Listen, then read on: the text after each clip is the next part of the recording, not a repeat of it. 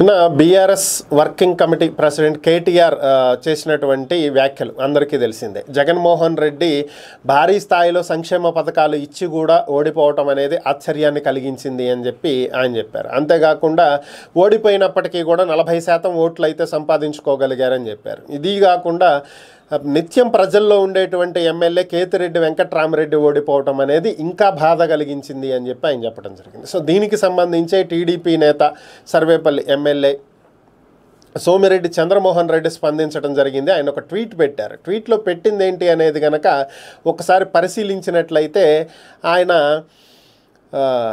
తండ్రి ఫామ్ హౌస్లో కొడుకు కలెక్షన్ హౌస్లో కూర్చుని మీరు చేసినటువంటి అహంకారపూరితమైనటువంటి ధోరణులు కలెక్షన్లు వీటి కారణంగానే మీరు ఓడిపోవటం జరిగింది. తెలంగాణ ప్రజలు మిమ్మల్ని కాళ్ళ కింద వేసి తొక్కినా మీ చెల్లిని జైల్లో పెట్టి జైల్లో ఆమె మగ్గుతున్నా కూడా మీకు ఇంకా సిగ్గు రాలేదు. అదే అహంకారంతో వ్యవహరిస్తున్నారు. ఇంకోసారి జగన్ ఆంధ్రాలో గెలిచుంటే పూర్తిగా ఆంధ్ర సర్వనాశనం అయిపోయేదని మీ కోరిక. ఆంధ్ర నాశనం అయిపోవాలని మీరు కోరుకుంటున్నారు. సో గతంలో చంద్రబాబు నాయుడిని అరెస్టు చేసినప్పుడు వెటకారంగా వ్యంగ్యంగా మీరు పెట్టినటువంటి ట్వీట్ కారణంగానే మీరు ఓడిపోయారు అని చెప్పి ఆయన ఒక ట్వీట్ పెట్టారు.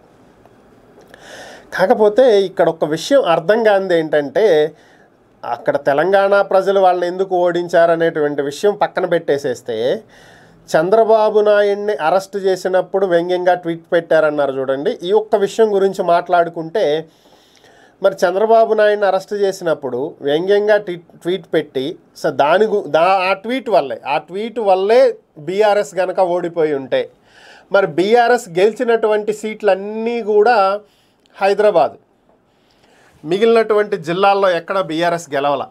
సో గెలిచినటువంటి స్థానాలన్నీ హైదరాబాద్లో అవే. హైదరాబాద్లో ఉన్నటువంటి సెటిలర్లంతా ఎవరు? ఏపీ పీపులే.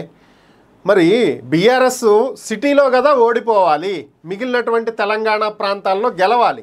కానీ అక్కడ ఓడిపోయిందే. తెలంగాణ ప్రజలు ఓడించారు, కానీ ఏపీ ప్రజలు కాదు కదా ఓడించింది బీఆర్ఎస్ని.